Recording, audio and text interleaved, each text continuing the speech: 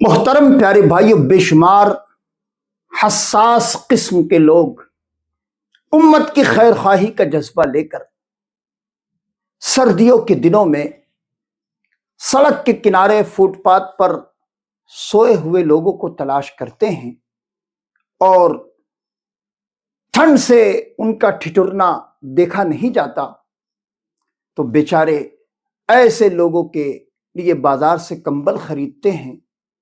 اور جب پوری دنیا محو خواب ہو جاتی ہے، سو جاتی ہے، تب یہ حساس قسم کے لوگ ان سردیوں میں ٹھٹرنے والے روڈ کے کنارے فٹ پاتھ پر پڑے لوگوں کے جسموں پر کمبل ڈال کر خاموشی میں نکل جاتے ہیں۔ وہ اپنے اس عمل کو دنیا والوں کو دکھانا نہیں چاہتے۔ وہ رات کی تنہائی میں جب کہ پوری دنیا سو چکی ہو، اس وقت وہ اپنی 4 ویلر گاڑی اٹھاتے ہیں اور اس میں کمبل بھر لیتے ہیں، اور رات کی تنہائی میں وہ سڑک کے کنارے فٹ پاتھ پر ٹھنڈی سے ٹھٹرنے والے لوگوں کے جسموں پر کمبل تان کر نکل جاتے ہیں۔ لیکن ایسے سخی لوگوں کو کبھی آپ نے دیکھا ہے کہ وہ ٹھنڈ سے ٹھٹرنے والے لوگ جن کے جسموں پر پہلے ہی سے کوئی نیا کمبل پڑا ہو، تو کیا ایسے شخص کے اوپر وہ دوسرا کمبل ڈالتے ہیں؟ آپ کا جواب ہوگا نہیں، ہرگز نہیں۔ پہلے ہی سے جس کے جسم پر ایک کمبل پڑا ہو اور نیا ہو، فریش ہو، اس شخص کے اوپر دوسرا کمبل نہیں ڈالتے۔ میرے پیارے بھائی، یہ مثال میں نے آپ کے سامنے اس لیے رکھی ہے۔ ایک شخص سڑک کے کنارے جس کو گھر میسر نہیں، فٹ پاتھ پر پڑا ہے، ٹھنڈ سے ٹھٹر رہا ہے، پہلے ہی سے کسی نے اس کے اوپر ایک کمبل ڈال دیا، اب مزید آپ اس پر دوسرا کمبل نہیں ڈالتے۔ آپ یہی مثال کو آستانوں پر فٹ کیوں نہیں کر لیتے؟ اعلیٰ حضرت فاضل بریلوی رحمت اللہ تعالی علیہ سے کسی نے پوچھا تھا، حضور